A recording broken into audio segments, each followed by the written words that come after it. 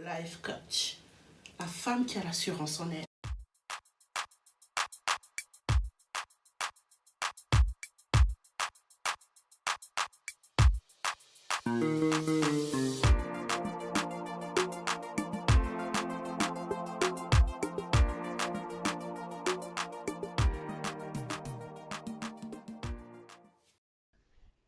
Coucou mes miroirs, j'espère que vous allez bien.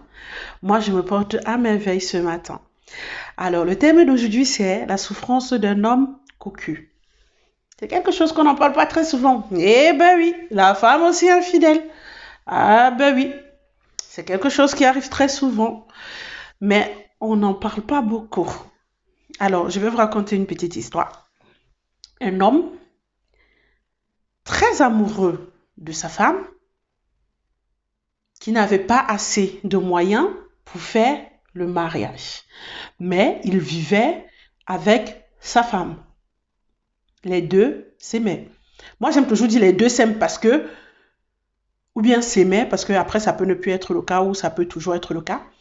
Pourquoi? Parce que je m'en vais sur le principe que si deux personnes vivent ensemble, il y a quand même de l'amour. S'il n'y a pas l'amour, deux personnes ne peuvent pas vivre dans une même maison et pouvoir se supporter. C'est pour ça qu'on dit souvent que l'amour surpasse tout. Je continue mon histoire. L'homme, il aimait sa femme. La femme aimait son mari. Ils vivaient ensemble. Plus ou moins, la femme n'était pas très heureuse parce que c'était une femme qui aimait de l'argent. Donc, la femme n'était pas très heureuse dans le foyer.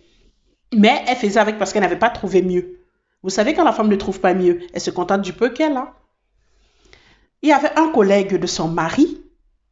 Par contre, lui, il s'en sortait beaucoup mieux que le mari de la dame. Donc, le collègue de son mari s'en sortait mieux. Il avait de l'argent, il ne manquait de rien. Il avait même déjà construit sa maison. Il vivait seul et il passait de temps en temps rendre visite à son ami. Et elle était très accueillante, elle accueillait son mari, ses amis, toujours avec le sourire, elle avait toujours fait un bon petit repas pour les accueillir. Donc, ce qui fait que tout le monde qui entrait dans la maison avait toujours une très bonne image de la dame, quoi, de sa femme. Et c'est avec ça qu'il se vantait auprès de ses amis. Et un jour, ils ont fait ce qu'ils appellent souvent une petite réunion entre amis. Et chaque personne exposait son problème, s'il y avait un problème dans leur couple et tout. Et lui, il disait toujours que, à part le problème financier chez moi, je n'ai aucun problème. Ma femme, avec un seul problème, elle aimait l'argent. Et ses amis disaient que, ça c'est un petit problème, il faut seulement te battre, tu vas blaguer la go avec des petits sous et tout, c'est rien. Ouais, c'est comme ça que les amis prenaient cela. Et tout le monde conseillait toujours l'homme, faut supporter, elle a plutôt des bonnes qualités, c'est une bonne épouse et tout. Chaque personne a toujours son mauvais côté, et si son mauvais côté c'est de l'argent, fais avec le peu que tu peux. Si aujourd'hui tu as quelque chose, tu donnes, demain tu n'as pas, et comprendra forcément que tu n'as pas. Donc, c'est ce qui s'est passé. Un jour, le mari n'était pas là, il était au travail. Son ami en question, qui avait beaucoup d'argent, est passé chez lui lui rendre visite, mais malheureusement, il n'était pas là. Malheureusement ou heureusement, on ne sait pas, parce que vous êtes collègue de service. Bon, c'est vrai que tu as un grade beaucoup plus lointain que lui ou beaucoup plus avancé que lui, donc forcément, tu sais s'il est au travail ou s'il n'est pas au travail, vous êtes potes. Et avant de passer chez lui, c'est un homme marié. La moindre de choses, tu dois l'appeler pour connaître où est-ce qu'il se trouve. Il peut ne pas être chez lui, il peut ne pas être au travail, mais il est en famille, des choses comme ça. Mais si tu n'appelles pas à l'avance, tu ne sauras pas. Pourtant, pouvons-nous dire qu'il avait d'autres intentions derrière la tête? Nous ne savons pas. Moi, je ne peux pas porter un jugement. Mais toujours est-il que il est parti chez son ami. Il y avait sa femme, comme d'habitude, la dame est bien reçue, il a bien mangé, son mari n'était pas là, il tardait ce jour à rentrer, et le monsieur partant a donné un billet à la femme. Vous parlez, la femme matérialiste. Il donna un billet à la femme a pris, merci et tout. Il a donné son numéro de téléphone que oui, si tu as un souci avec ton mari et que tu souhaites en parler, n'hésite pas à me contacter. Je serai toujours ravie de pouvoir t'aider et tout, etc. C'est comme ça que ça a commencé. Elle a dit OK. Le copain de son mari est rentré. Elle envoie un message en disant bonsoir, j'espère que tu es bien arrivé et tout. Lui aussi, il a répondu oui, je suis bien arrivé. C'est comme ça que ça a commencé à parler sur WhatsApp. Les deux ont commencé à communiquer.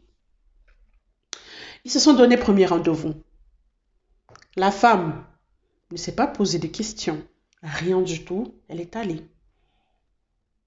Ils ont mangé, ils ont papoté et elle est rentrée. Ils ont calé un deuxième rendez-vous. Tout ça, c'était sur le dos du mari de la dame. Hein? Il n'était pas au courant. Ils se sont fixés un deuxième rendez-vous. La dame est toujours partie. Cette fois-ci, c'était à l'hôtel. Mais en bas de l'hôtel, il y avait un restaurant. Donc, ils ont mangé. Ils ont fini de manger. Ils ont picolé un peu. Et puis, son ami a dit, mais en fait, je suis fatiguée, vu que j'ai une semaine chargée. Et là, pardon, c'est le début du week-end. Est-ce que ça te dirait qu'on aille se reposer? Elle a dit, oui, il n'y a pas de souci. Ils sont partis. Ils ont fait des choses impolies que vous savez, que vous ignorez pas. Je ne peux pas prononcer le mot, sinon YouTube, on connaît. Donc, ils sont arrivés. Ils ont fait ce qu'ils avaient fait. Ils sont sortis. Le mari, pour dire au revoir, a donné un billet. 100 000 francs. CFA, qui est l'équivalent de 150 euros. Elle est rentrée chez elle, toute contente, toute joyeuse, en envoyant les messages. Oh, merci chérie, merci mon petit chou, merci ceci, merci cela. Oh, oh. Troisième rendez-vous fixé. Elle est partie. Donc, ils avaient déjà l'habitude de faire ces choses-là qu'ils font, les choses impolies qu'ils font. Ils avaient déjà cette habitude. Donc, à chaque fois qu'ils avaient la possibilité de pouvoir se retrouver, ils se retrouvaient avec plaisir. La femme savait que, forcément, en rentrant, elle devait avoir son billet. Mais, ce qui a attiré l'attention, de son mari, c'est quoi? C'est que la garde-robe de la dame commençait à changer petit à petit. Elle achetait des nouvelles fringues. Et tout. Elle est à la maison, femme au foyer. Elle ne travaille pas, elle ne vend pas, rien. Elle vit que de son mari. Donc, le mari il a trouvé ça trop bizarre. Il a appelé sa femme, posé la question à sa femme. Et sa femme a répondu. Ah, c'est un ami qui m'a donné et tout. On était à l'école ensemble. Maintenant, ils s'en sortent pas mal financièrement. Donc, elle a sorti une histoire banale, elle expliquait à son mari. Et peu à peu, le mari a commencé à trouver ça bizarre puisque c'était très souvent que cet ami généreux avec qui sa femme a fait des études, qui donnait des sous à sa femme. Donc, monsieur a commencé à mener ses enquêtes. Un soir, il a pris le téléphone de madame, elle était absente, il a commencé à fouiller. Il a fouillé le téléphone. Et subitement, la femme est arrivée, il a caché le téléphone, il a envoyé la femme d'aller acheter le poisson brisé avec une bouteille de bière. Femme naïve qu'elle est, elle a sauté, elle a gesticulé, elle était contente, elle est partie. Elle n'a pas pensé même que mon téléphone est où. Elle est partie. L'homme, il a eu le temps de fouiller. Message par message, conversation, tout. Les photos que la fille envoyait au mec, le mec envoyait des photos, les bas nudités dehors, filmer les seins envoyés. C'était grave. C'était grave. Le mari était déçu. Le mari a pleuré. Une fois que la femme est rentrée, il a mis la femme en face de lui pour parler avec elle. La femme s'excusa. Mais il a dit, en fait, je me suis trompée sur toi parce que ça ne vaut pas la peine. Si tu ne parviens pas à supporter le peu d'argent que je rapporte à la maison, ça veut dire que c'est quelque chose que tu passeras toute ta vie à le faire. Et sur quoi? Mon ami, mon collègue de service, c'est où il a dit, c'est quelque chose que je ne comprends jamais. Il a dit à sa femme que ma fierté est ouf, ma dignité est ouf. Quand je dis que c'est quelque chose que je ne comprends jamais, parce que généralement, tous les hommes avec qui je parle disent toujours que la femme est le brassard de son mari. Qu'une femme, quand elle est chez elle, et que son mari sait qu'il va rentrer le soir trouver sa femme, c'est son brassard.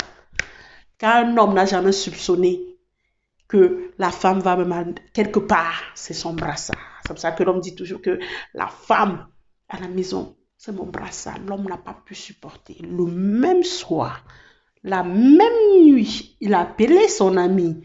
Son ami croyait que bon, c'était juste une visite de courtoisie comme d'habitude. Il a mis l'homme devant le phare complet. Il a dit, je te la laisse, je te la donne cadeau. Il a pris les choses, il a demandé à son mari de partir avec elle. Son ami a dit non. Je pars où avec elle? Ce n'est pas ma femme, c'est ta femme. Il a dit que mais c'est ma femme que tu as fini. C'est ma femme que tu as Touma. Que tu as passé ton temps à Touma. Est-ce que c'est normal? Il a dit ah c'est elle. Il a commencé à sortir les raisons. Il est sorti, il est parti, il s'est barré. La femme dit mais comment tu peux me faire ça? Tu as dit que tu m'aimais, qu'on devait vivre ensemble, qu'on devait s'installer ensemble. Pourquoi tu me dis ça? Hein, prends mes habits, on va rentrer. Son mari dit en plus, tu demandais qu'ils prennent tes habits pour que vous alliez ensemble. En plus, nos maris sur la couleur pour les habits jetés dehors. Jeter tout. La femme avec ses yeux pour pleurer. Comme on dit souvent, femme, que veux-tu? Femme, que cherches-tu? Si tu vois que tu n'es pas prête d'entrer dans le mariage, n'entre pas. Personne ne t'oblige. Si tu vois que tu n'es pas prête à pouvoir assumer tes responsabilités, tu n'es pas obligé de te mettre en couple. Tous ceux ou celles qui se mettent en couple, c'est parce qu'elles se sentent prêtes. Elles ont déjà fini de jouir de la jeunesse, de pouvoir entrer dans le mariage, de pouvoir avoir un bon comportement sans toutefois tromper le mari. Moi, je ne comprends pas le fait qu'une femme doit tromper son mari. Si tu vois que tu n'es pas épanoui avec lui, si tu vois qu'il ne t'apporte rien, si tu vois que ta relation n'est pas constructive, ta relation ne va t'amener nulle part, pars. Pars. Tu n'es pas obligé de le tromper. Tu n'es pas obligé de tromper ton mari. Quand tu le fais, tu te manques de respect. Quand tu le fais, tu te diminues. Quand tu le fais, tu ne te respectes pas. Tu ne te valorises pas et tu perds ta dignité. Tu perds ta valeur de femme. Quand il est encore temps, prenons les bonnes décisions. Arrêtons. Arrêtons. Parce que cela ne nous amène nulle part. Nulle part. Tu croyais que cet homme allait rester avec toi? Mais tu vous croyez même quoi au final, nous les femmes là, nous croyons à quoi? Parce que un homme, tu crois que lui-même il va te mettre chez lui, que lui-même il n'a pas peur que étant dans sa maison tu fasses la même chose, que tu commettes les mêmes erreurs? Peut-être avec lui ça peut être pire. Tu crois que lui-même il n'a pas peur de cela? Ben si. N'oublie pas une chose, c'est un être humain. Il a un cœur, il a des sentiments. Beaucoup me diront que s'il a un cœur, il a des sentiments, pourquoi il a fait ça à son ami?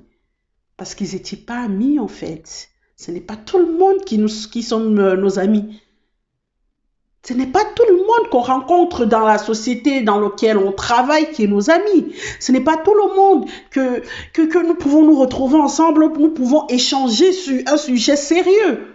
Il y a des amis du bar, des amis de l'alcool, des amis des soirées, des amis avec qui tu peux avoir une vraie conversation quand tu as un problème.